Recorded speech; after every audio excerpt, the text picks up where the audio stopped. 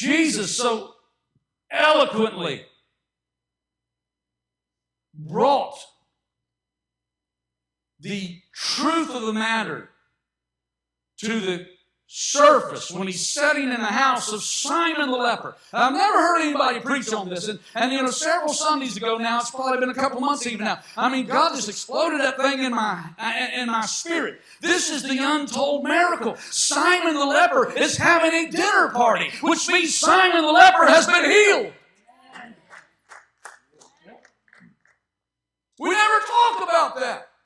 I had a pastor friend of mine watch this online, and he texted me and said, man, I never thought of that. I never heard that. I never either. Which, see, that's another black eye to the devil. Because the devil said, when you go into ministry, you're going to be bored, spitless. All you're going to do is preach what everybody else has already preached. It's just going to be boring. He's a liar. But at the house of Simon the leper,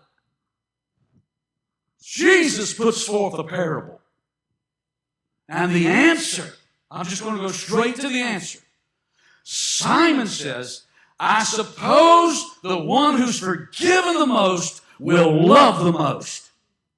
And Simon, Jesus says, Simon, you have rightly said.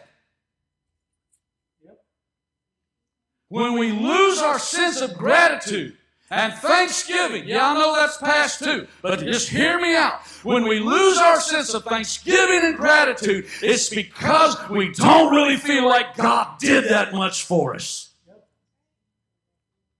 And it's our fault, not His.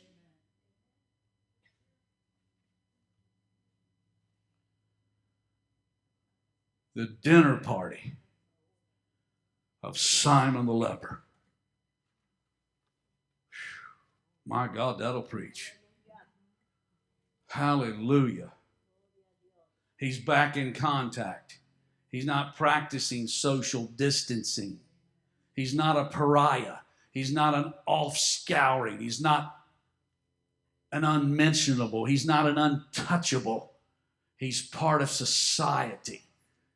And the Creator of the ends of the earth just put His knees up underneath Simon's table.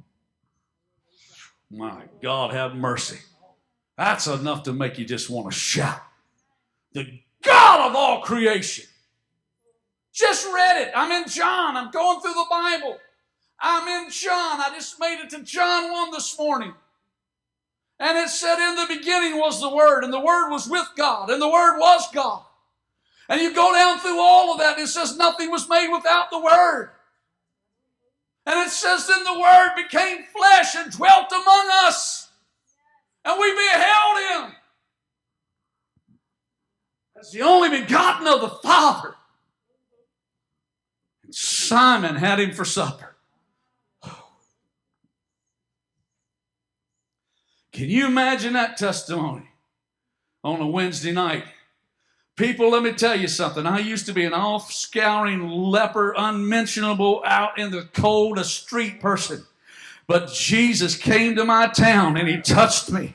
Something nobody had done because I couldn't be touched. And now I'm healed. And it didn't stop there. He gave me back everything I lost. And then I had the privilege of inviting Him to dinner to sit at my table and partake of my bread because the Master healed me.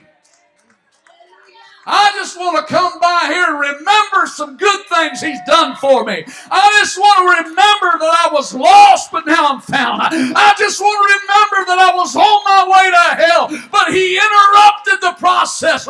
He stopped the train, and He said, get off, let him go, devil. I'm going to put him on a train bound for glory. I'm going to change his life and call him into the ministry. I'm going to take a pistol out of his hands. I'm going to stop him from committing suicide. And I'm going to call him to preach my gospel. Oh, somebody give Him praise. I just want to know, is there anybody that can remember something He's done for you?